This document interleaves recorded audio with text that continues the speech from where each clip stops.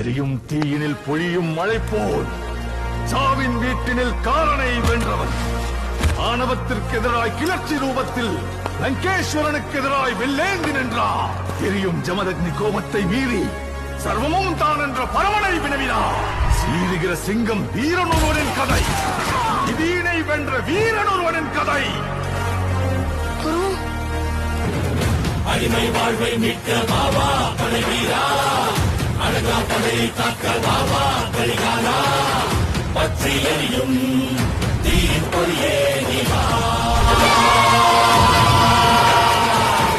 உரிமை உடமை மீட்க பாபா படை வீரா,